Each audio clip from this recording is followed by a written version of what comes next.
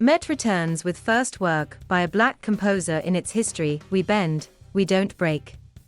We sway, sings the chorus in the second act of Terence Blanchard's Fire Shut Up in My Bones.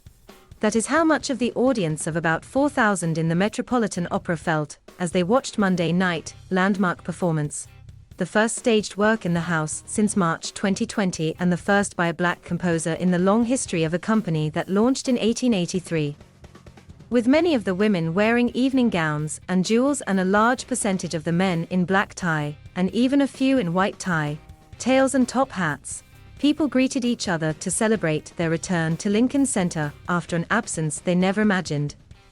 After a historic gap of 566 days, the country's largest performing arts organization had resumed staged presentations in the start of the season scheduled to run until June 11th. The return attracted a far more diverse audience than usually attends the Met, and was simulcast live to video screens in Times Square and Harlem's Marcus Garvey Park. There was a minute ovation for the orchestra at the start, even before the Star-Spangled Banner was sung with many a shimmering high note. And when it was over more than 3 hours later, about 9 more minutes of applause for the cast, the composer, librettist Kasi Lemons, the production team, and finally Charles M. Blows, the New York Times opinion columnist whose 2014 memoir was adapted for the opera. The evening was a triumph for Blanchard, a 59-year-old jazz trumpeter and composer who, like Blows, is from Louisiana. A wrenching tale of child molestation in segregated northern Louisiana of the 1970s is as beautifully composed with nuances of shade and color. Fire premiered in 2019 at the Opera Theater of St. Louis and was brought to the Met as part of a co-production that will travel to the Lyric Opera of Chicago in March and Los Angeles Opera in a future season. This was Blanchard's second opera after 2013's Champion, about boxer Emile Griffith, and the music is most colorful and moving in orchestral parts. At times, the vocal writing can seem more restrained, especially in the first act. Energy lifts at the start of the second act. Baptist Church with Wash Me Clean in his recollection of a storm from his youth. There is allusion in the text to what seems to be the Liebesnacht from Wagner's Tristan und Isolde, a duet between Charles and girlfriend Greta proclaiming, "I used to hate the night. Night was my sworn enemy."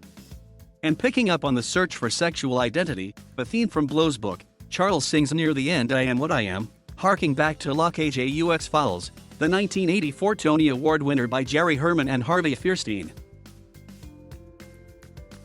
Blanchard and Lemons condense a largely descriptive book to key moments in Blow's memoir, growing up the youngest of 5 children, the assault by a cousin Chester, his baptism, brutal hazing by a Grambling fraternity, and the search for love with first Evelyn and later Greta. The audience's biggest response was for the dancing fraternity brothers, who stopped the show.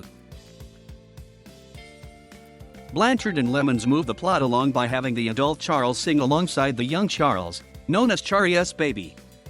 Walter Russell III, a 13-year-old who played the young Charles, got the biggest individual cheers with a star-making performance that was charming, insightful, and moving. An all-black cast included soprano Latonia Moore as Charles's doting mother Billy, soprano Angel Blue in the endearing triple roles of Destiny, Loneliness, and Greta, and bass baritone Ryan Speedo Green as the menacing Uncle Paul. Music director Yannick Nezet-Seguin, in a colorful shirt markedly different from the attire of predecessor James Levine, and chorus master Donald Palumbo brought out a vibrant performance. Nezet-Seguin, showing a commitment to contemporary work seldom seen at the Met, is to lead Matthew Aucoin's Eurydice in November.